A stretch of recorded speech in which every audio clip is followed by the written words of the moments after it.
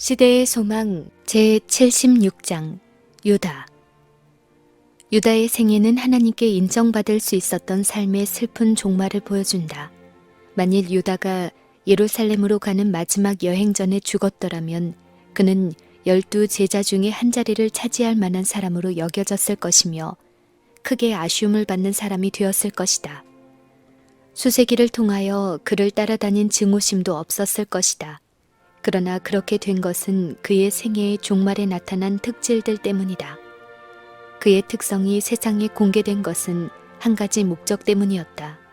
그것은 유다처럼 신성한 직분을 배반할 모든 자들에게 일종의 경고가 되도록 하기 위함이었다.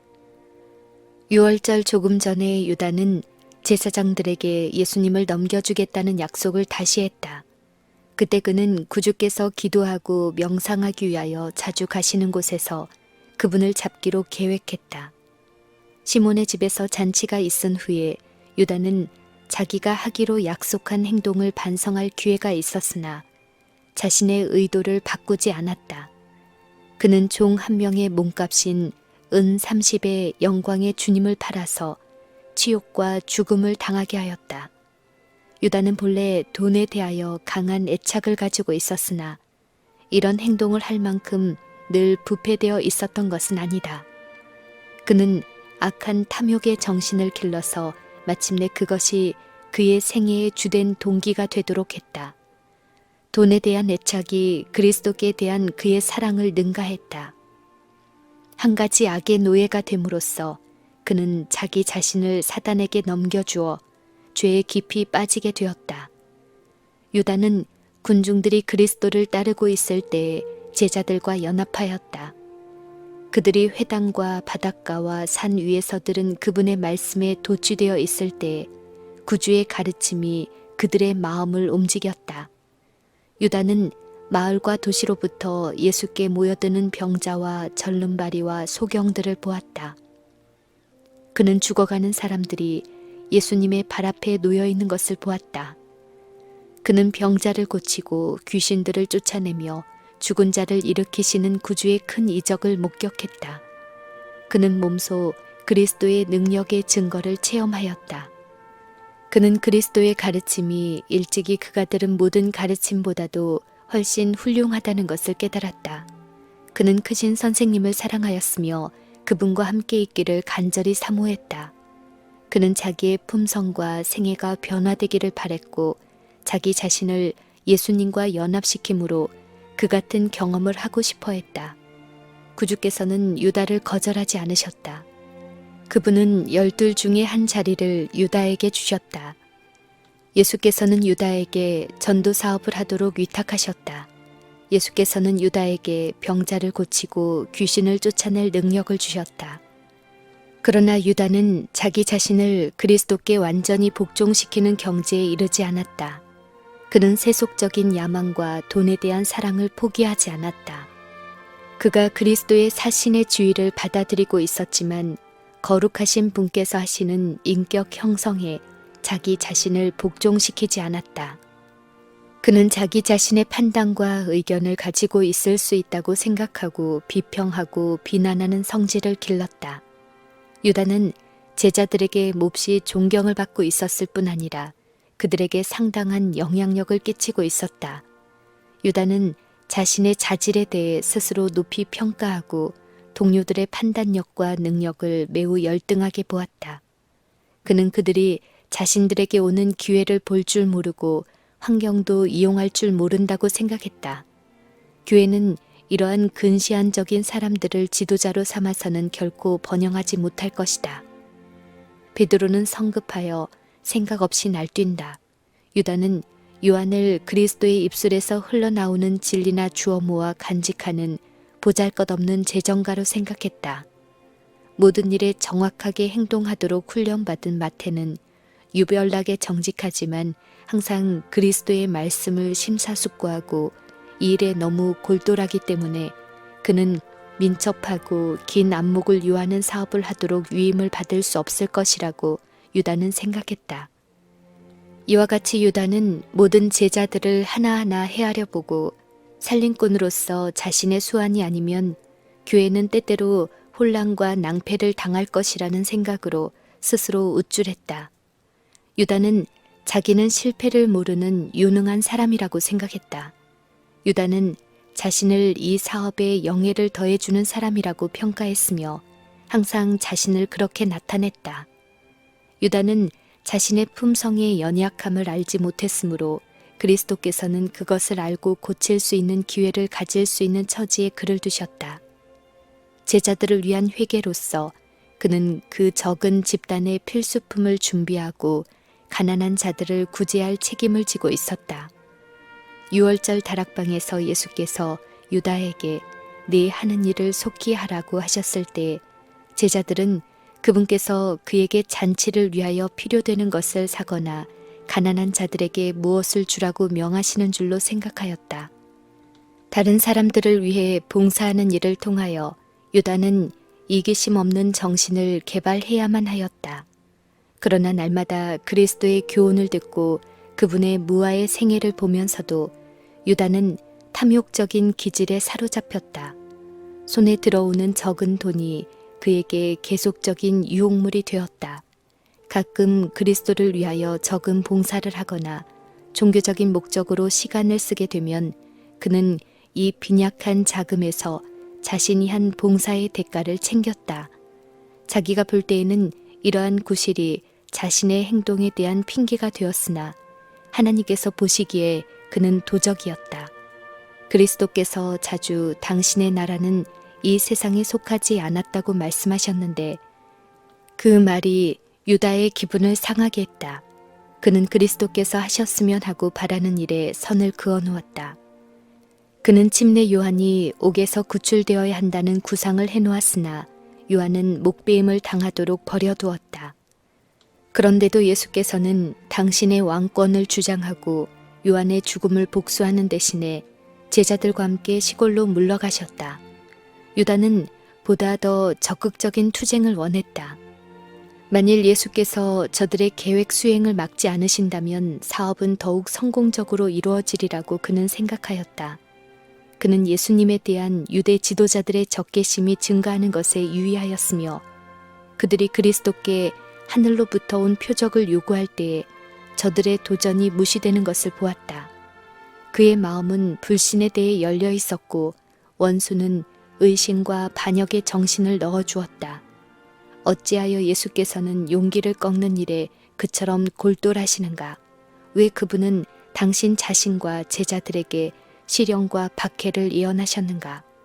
새 왕국에서 높은 지위를 차지하리라는 기대가 유다로 하여금 그리스도의 사업을 지지하게 하였다.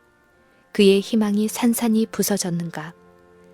유다는 예수님이 하나님의 아들이 아니라고 단정은 하지 않았으나 그 사실을 의심했고 예수님의 크신 이적들에 대한 어떤 설명을 찾아보려고 노력하였다. 구주 자신의 가르침에도 불구하고 유다는 그리스도께서 예루살렘에서 왕노릇 하시리라는 생각을 계속 발전시키고 있었다. 5,000명을 먹이시는 것을 보고 그는 그 일을 이루려고 노력하였다. 그때 유다는 배고픈 군중에게 음식을 나누어 주는 일을 도왔다.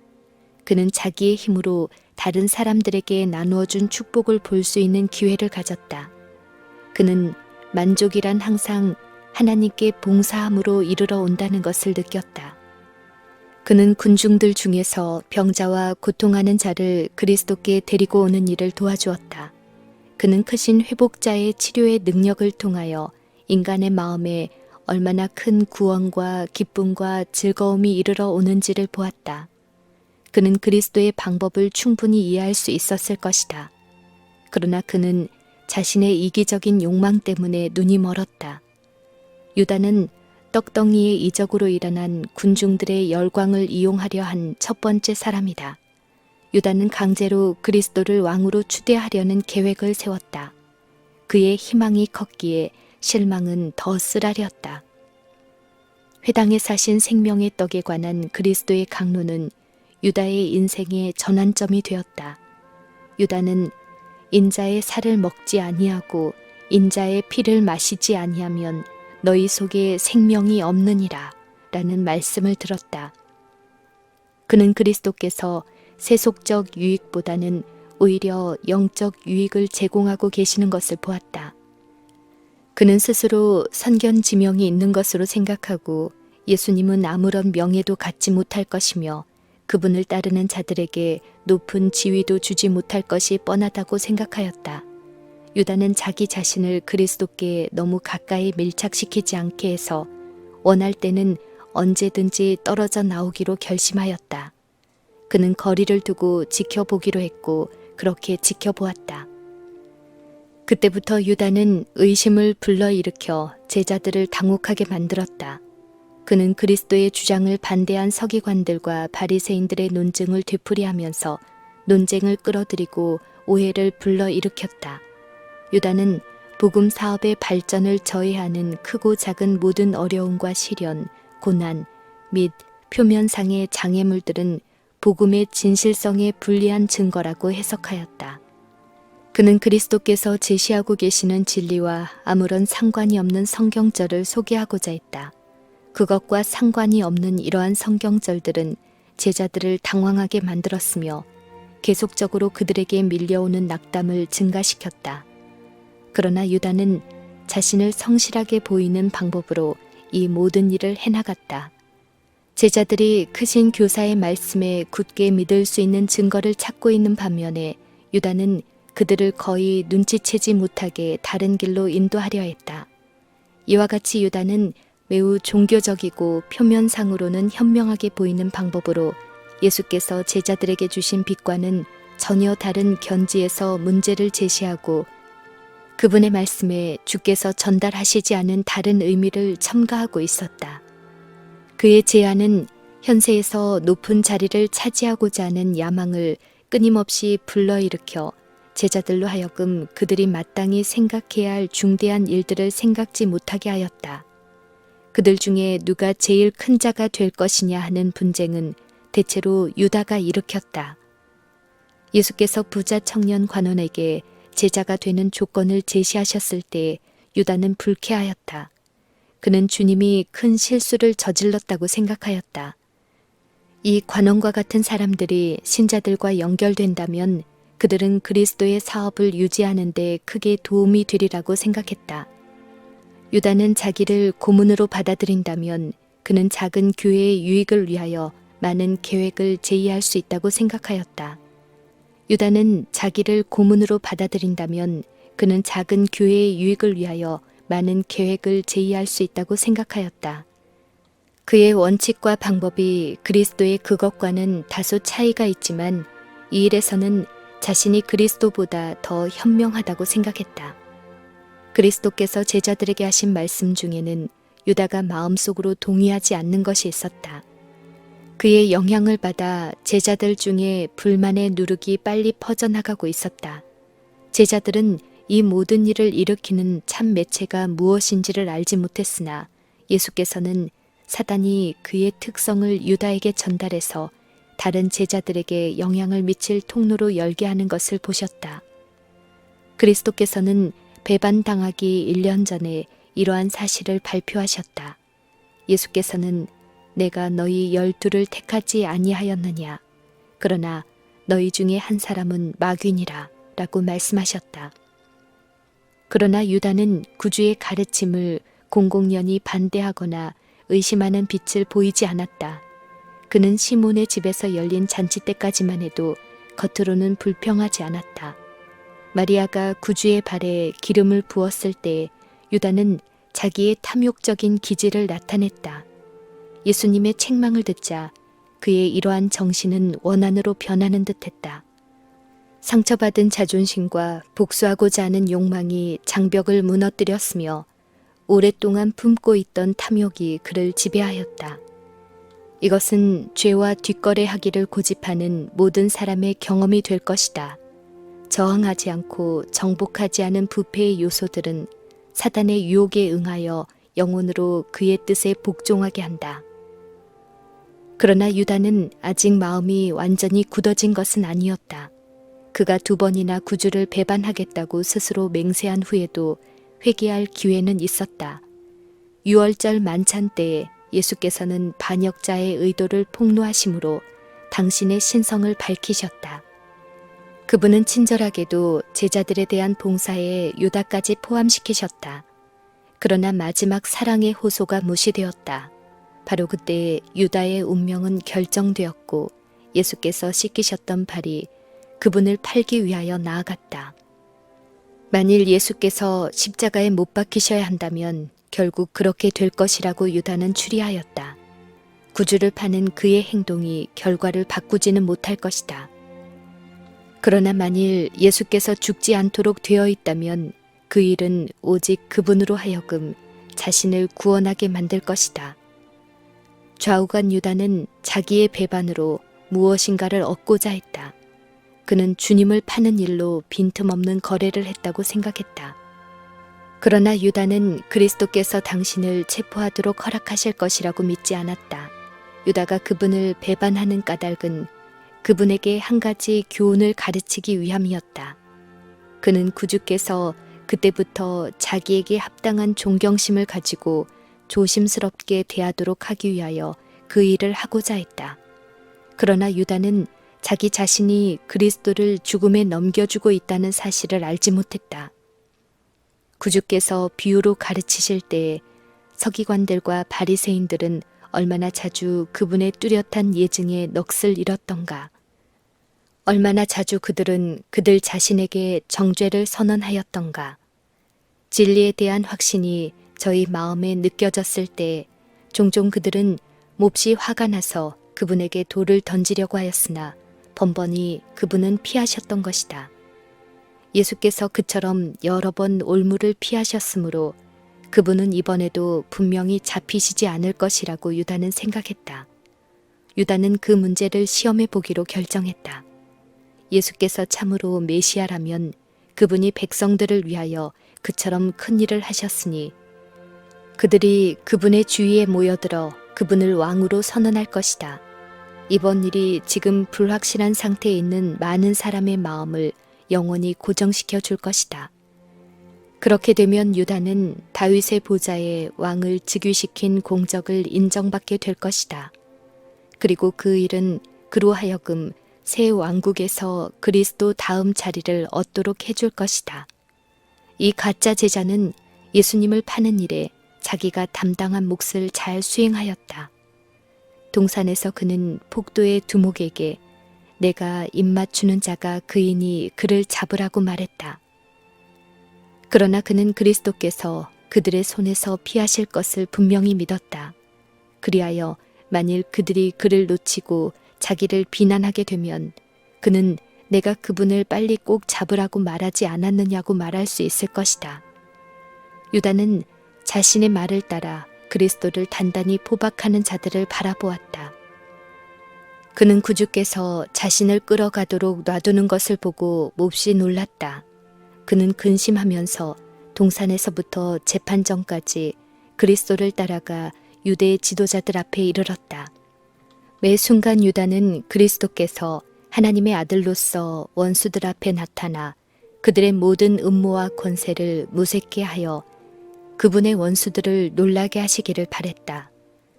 그러나 시간이 흘러도 예수께서 당신에게 퍼붓는 모든 욕설을 묵묵히 참고 계시는 것을 보고 그의 주님을 팔아 죽음에 이르게 한 이 반역자는 말할 수 없는 무서운 공포심에 사로잡혔다. 재판이 거의 끝날 무렵에 이르자 유다는 더 이상 양심의 가책을 견딜 수 없었다. 그는 무지합니다. 오 가야바여, 그를 살려주소서 라는 목신 음성이 갑자기 재판정을 울렸다. 이 말을 들은 모든 사람은 전율을 느꼈다. 놀란 군중을 헤치고 나가는 키가 훤칠한 유다의 모습이 보였다. 그의 얼굴은 창백하고 수척했으며 그의 이마에는 큰 땀방울이 맺혀 있었다. 그는 곧장 재판석으로 달려가 대제사장 앞에 그의 주님을 판값으로 받았던 은전을 내던졌다. 그는 가야바의 옷깃을 움켜쥐고 그분은 죽음에 처할 만한 일을 결코 한 적이 없다고 주장하면서 예수님을 놓아달라고 간청했다. 가야바는 화를 내며 그를 뿌리쳤으나 당황하여 무엇이라고 말해야 좋을지를 알지 못했다. 제사장들의 불성실이 드러났다.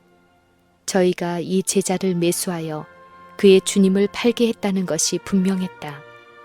유다는 또다시 내가 무죄한 피를 팔고 죄를 범하였도다 라고 부르짖었으나 대제사장은 그것이 우리에게 무슨 상관이 있느냐, 네가 당하라 라는 조소 섞인 대답을 했다. 제사장들은 유다를 자신들의 도구로 삼은 것을 기뻐했으나 그의 비열함은 멸시하였다. 그가 통회하며 그들에게 돌아갔으나 그들은 그를 쫓아버렸다. 유다는 이제 예수님의 발 앞에 엎드려 그분을 하나님의 아들이라고 인정하면서 그분께 당신 자신을 구원하시라고 간청하였다.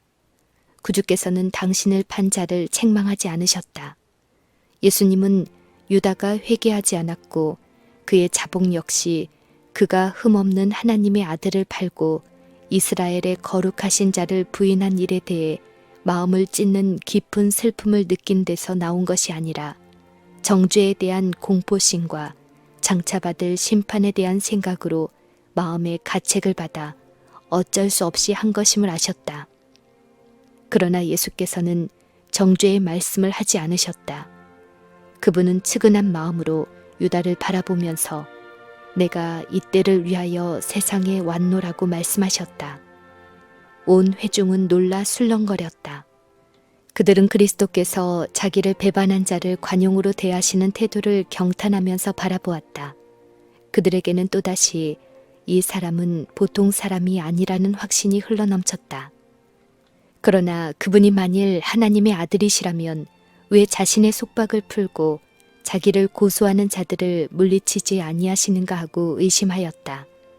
유다는 자기의 간청이 헛된 줄 알고 너무 늦었다, 너무 늦었다 라고 부르짖으며 재판정에서 뛰쳐나왔다. 그는 살아계신 예수께서 십자가에 못 박히시는 것을 볼 수 없다고 생각하여 절망 중에 나아가 스스로 목을 메어 죽었다. 바로 그날 늦게 빌라도의 재판정에서 갈바리로 가는 도중에 예수님을 십자가에 못 박을 장소로 끌고 가고 있는 악한 무리의 부르짖음과 조롱소리가 멈췄다. 그들이 으슥한 곳을 지날 때 한 죽은 나무 아래서 유다의 시체를 보았던 것이다. 그것은 몹시 소름 끼치는 광경이었다. 그가 나무에 자기의 목을 메었던 끈은 그의 몸무게를 견디지 못해 끊어져 있었다. 땅에 떨어진 그의 시체는 무시무시하게 망가진 데다가 개들이 그것을 뜯어먹고 있었다. 그의 유해는 곧 보이지 않게 매장되었으나 군중 가운데 조롱하는 일이 거의 없었고 많은 사람의 창백한 얼굴은 그들의 마음속에 있는 생각을 드러내고 있었다. 징벌이 이미 예수님의 피를 범한 자들에게 내리고 있는 것처럼 보였다.